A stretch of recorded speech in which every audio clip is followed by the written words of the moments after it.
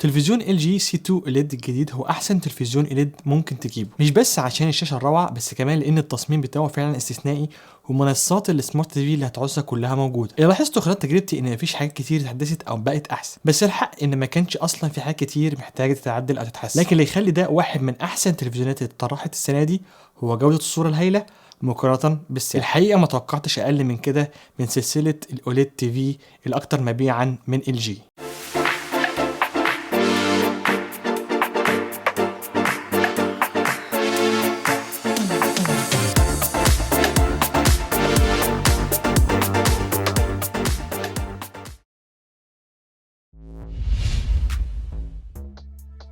ال جي سي 2 OLED TV اللي جربته كان 65 بوصة، بس هتلاقي كمان احجام من 42 لغاية 82 بوصة.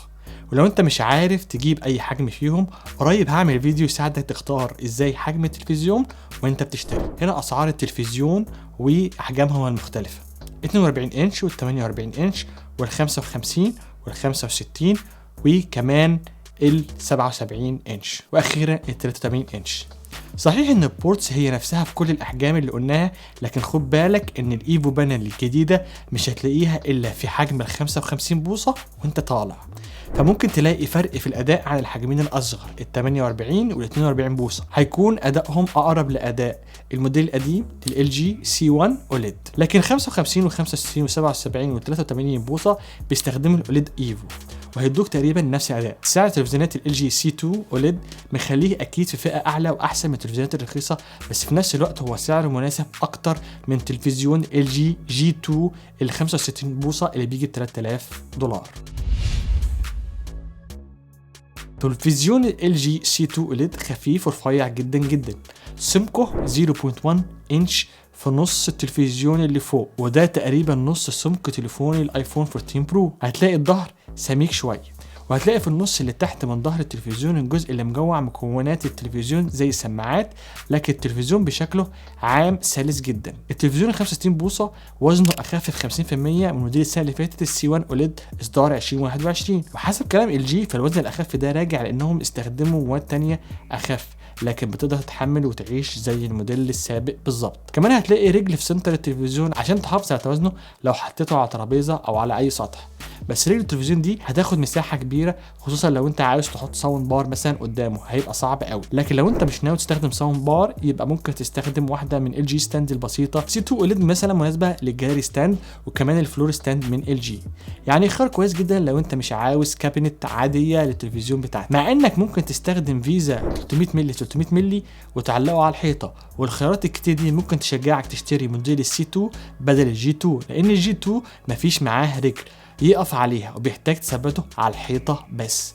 شاشه ال جي سي 2 اوليد هتلاقيها بتعكس بنسبه بسيطه لانها معموله من جلاس سبسترات، يعني ممكن تشوف انعكاسك مبرق لك في الشاشه لو مشغل مشهد مظلم شويه. مش هتبقى مشكله لو بتتفرج على حاجه منوره وفيها الوان لو انت قاعد في وش الشاشه مباشره، ومش بتعكس قد السي 1 اوليد بتاعت السنه اللي فاتت، لكن برضه حط في بالك ان هتحتاج تقفل الستاير وتهدي الاضاءه شويه لو مش عاوز تتخيل وانت بتتفرج على مشهد مظلم بالليل او في الفضاء مثلا. لو انت فعلا عاوز تظبط الهوم سيتر بتاعك يبقى السيطرتين يعطوهم المكان هم دول اللي هيظبطوا الدنيا. تلفزيون ال جي سي 2 اوليد فيه 4 مداخل HDMI كلهم HDMI 2.1 وبيدعموا جوده 4K 120 هرتز، واحده منهم بتدعم HDMI ARC او EARC، ده اختصار لانهانسد اوديو ريتين شانل. ولو عندك بلاير بيستخدم جوده بلوراي او ساوند بار او جوين كونسول زيي يبقى كل مداخل 2.1 دي هتنفعك قوي. ال HDMI بورتس بتدعم الفاريبل ريفريش ريت والاوتو لو ليتنسي مود، وده هيخليك تستمتع كويس بجرافيك الجيل الجديد من بلايستيشن 5 والاكس بوكس سيريس اكس. كمان ال جي سي 2 بيدعم نيفيديا جي سينك والام دي فري سينك، وفي 3 يو اس بي تايب اي بورتس، وصلة ار اف كويكسل ومدخل ايثرنت واوبتيكال اوديو اوتبوت. الاداء المتطور لل جي سي 2 اوليد ده بفضل بروسيسور الالفا 9 جين 5 4K، والمفروض ان الاوليد الايفو الجديد هيديك صوره افضل ومنوره اكتر في المجمل. طبعا السنه اللي فاتت ايفو ما كانش قد الوعود والكلام اللي اتقال عليه لما ظهر لاول مره مع تلفزيون ال جي 1 اوليد، فالمره دي كنت بجرب وانا متحفز شويه، لكن سي 2 وفى الوعود. دقه الالوان هي اكتر حاجه هتلفت نظرك وانت بتتفرج على ال جي سي 2 اوليد. صحيح ان جي 2 اوليد اعلى شويه في دقه الالوان، بس الفرق بسيط جدا لا يذكر. يعني من الاخر مفيش متفرج عادي هياخد باله من الفرق ده. LG2C2 كمان بيقدم رينج الوان كبير ومدهش حقيقه، يعني اعلى بكتير من الوان الستاندرز العاديه. تقريبا نفس النتائج تجربه تلفزيونات C1 وG1 OLED السنه اللي فاتت. العيب الوحيد من ناحيه الاداء هو السطوع او الاضاءه. في تجربتي لقيت ان LG C2 OLED كان بيوصل لغايه 800 نتس في الستاندر مود على مشاهد HDR، ودي طبعا نتيجه كويسه جدا للتلفزيون الاوليد. بس لما جربت C1 OLED بتاع السنه اللي فاتت مره كمان وصلت 750 نتس في نفس الويندو ال 10% تقريبا. طبعا ما وصلش برضه لسطوع LG G2 OLED. هتاخد بالك من ده لما تشوف الشاشتين جنب بعض في محل مثلا، بس برضو لازم ناخد بالنا ان LG G2 OLED هي اعلى تلفزيون OLED عملته LG من ناحيه السطوع واغلاهم طبعا. هتلاقي فيتشرز جديده في C2 OLED مخصوصه عشان تحمي الشاشه من البيرن ان والايمج ريتنشن، وده اللي بيحصل لما تلاقي في خيال صوره ثابته على الشاشه عندك مهما تغير اللي تتفرج عليه. والفيتشر دي منها سكرين سيفر بتشتغل لوحدها لما التلفزيون بيلاقي ان في صوره ثابته فضلت كتير على الشاشه، يعني لمده دقيقتين تقريبا. وممكن بدل تختار ان التلفزيون يقلل في الجري لو عاوز. في كمان فيتشرز تانية وهي الكلير بانل نويز، ودي بتحافظ على جوده الصوره بانها تعمل ريسيت للتلفزيون فبتنظف البكسلز. وفي فيتشر كمان هي السكرين شيفت، ودي بتحرك الشاشه حاجه بسيطه بشكل منتظم. اخيرا فيتشر اللوجو لومينس ادجستمنت، ودي بتحس لما يبقى في لوجو ثابت على الشاشه زي لوجو قنوات، وبتقلل الاضاءه في المكان ده عشان تحمي الشاشه من الايمج ريتنشن الدائم. التلفزيون بيدعم على HDR برو والHDR 10 وHLG والدولبي فيجن. الحاجه الوحيده اللي ناقصه هي الHDR بلس 10، بس ان معظم منصات الاستريمنج بتعرض محتواها الدولبي فيجن، فمش يفرق معاك انها مش موجوده. لما تطلعوا من الكرتونه وتشغله بالستاندرد سيتنجز العاديه للصوره هتلاقي ان C2 OLED شكله تحفه وفي اختيارات كتيره للسيتنجز تناسب محتويات ومصادر مختلفه. هقول لك دلوقتي المودز اللي موجوده في التلفزيون العادي بتاعي غير الدولبي. في فيفيد مود والسينما مود والسبورتس مود والABS والفيلم ميكر، وفي ISF اكسبرت للنهار او بالليل في اوضه ضلمه او منوره. عشان تعيش تجربه سينمائيه صح يبقى تستخدم سينما او HDR سينما هوم، وتقدر تختار السبورتس مود اللي بيديك حركه سلسه وناعمه اكتر من اي مود تاني. تحفه وانت تتفرج على لعيبه عمالين يجروا بسرعه في كل مكان في الملعب. نيجي للISV اكسبرت مود، هو شبه السينما مود قوي بس بيظبط اضاءه الشاشه حسب انت في انهي فتره في اليوم. لو هنصحك تبعد عن مود معين هيكون هو الفيفيد مود.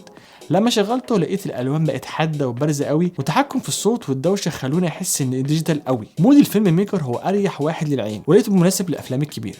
وخلي بالك ان ممكن تستخدم المود ده مع محتوى ال SDR و HDR و HLG، لكن مش ممكن مع الدولبي فيجن لان له اعدادات مختلفه. لما بشغل الدولبي فيجن مود على الابل تي في بتاعي اللي عملنا عنه فيديو قبل كده في الشانل هنا، لو ما شفتوش هسيبه لك في الاي اللي فوق هنا، بتكون دي المودز المتاحه: الفيفيد مود، الستاندرد، السينما هوم والسينما، وكمان الجيم اوبتمايزر. الفرق الوحيد هو السينما هوم مود.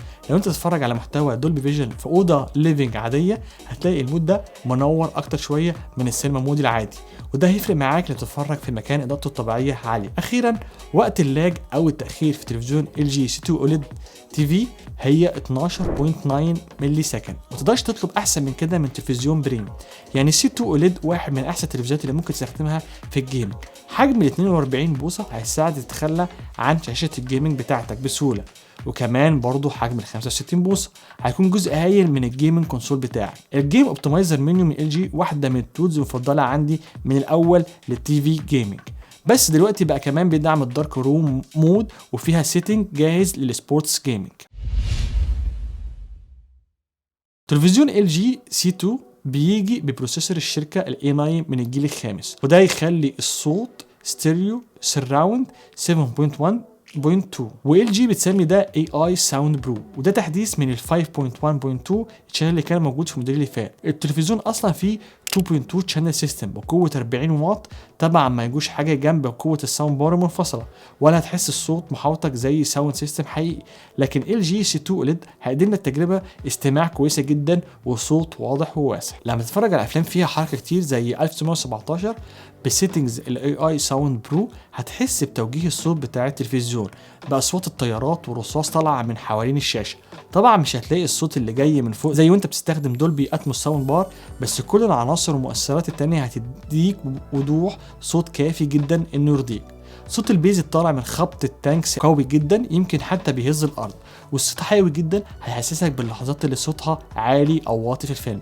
هتلاقي الحوار مسموع ومفهوم كويس في المود، بس سيتنجز الكلير فويس برو بيحسن الصوت اكتر كمان. هيفرق معاك كتير لو ما بتعرفش تفهم الممثلين وهم بيبرطموا. صوت السبورتس مود حاد ورفيع شويه، والميوزك مود صوته طبيعي اكتر، مش بيضخم اي نغمه معينه عن الباقي. في كمان السينما مود والجيم اوبتمايزيشن والستاندر ليسننج مود، كل دي خيارات عندك تقدر تقرر ايه اللي يناسبك منها. وبرده جوده الصوت كويسه جدا بالنسبه للتلفزيون فلات سكرين، هتتبسط بوضوح الصوت وعلوه. طبعا الصوت هيكون احسن لو استخدمت ساوند بار او استخدمت سبيكرز محوطاك. عن نفسي بعمل كده بسماعات الميني بودز، وهعمل لكم فيديو تاني اشرح بالظبط الموضوع ده ازاي. وكده كده سهل جدا تظبط اي ساوند سيستم انت عايزه، لان سي 2 اوليد في HDMI بورتس كتيره، فالموضوع بسيط جدا.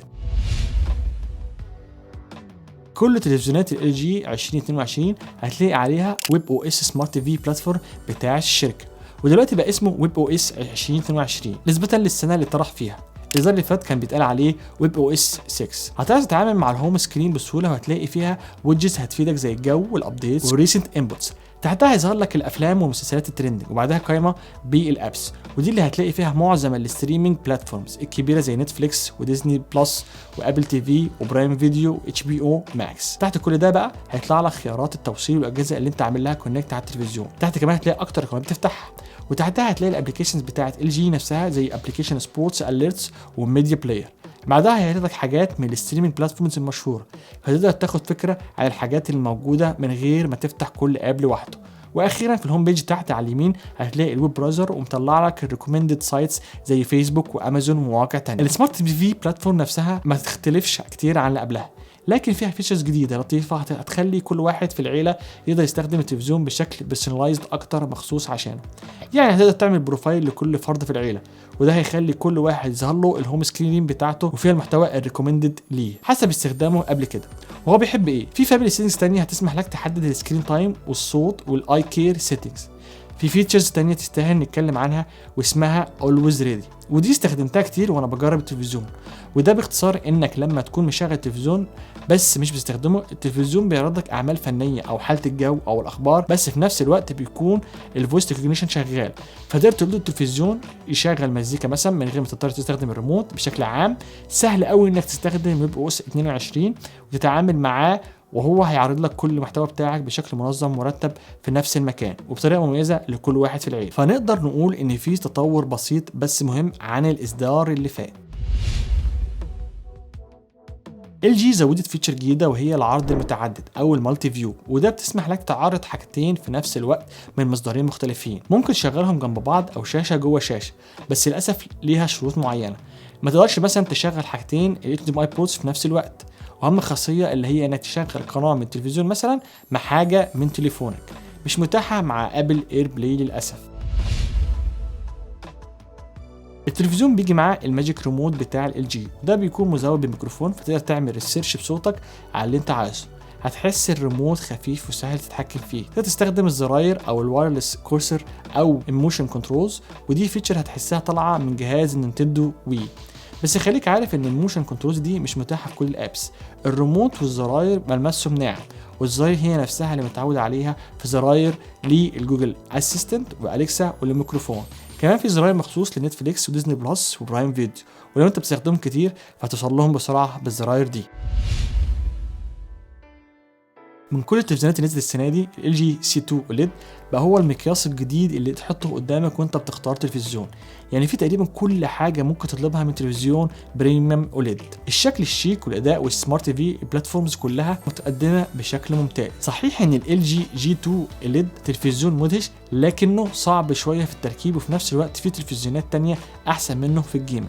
ده غير انه اغلب كام $100 عن السي 2. عشان كده انا رايي ان الناس كلها هتفضل ال LG C2 OLED عن الجي 2 السنه دي. كده وصلنا لنهايه الفيديو النهارده. انا عمرو الشيخ وده كان كلام في التك. شكرا على المتابعه، ما تنساش تعمل لايك المتين، ولو مش مشترك في القناه اعمل سبسكرايب وشغل النوتيفيكيشن عشان يوصلك كل جديد، وما تفوتش الفيديوز الجايه. ممكن كمان تتابعني على الفيسبوك وانستجرام، هتلاقي اللينك في الديسكربشن تحت الفيديو. اشوفكم في فيديو جديد، سلام.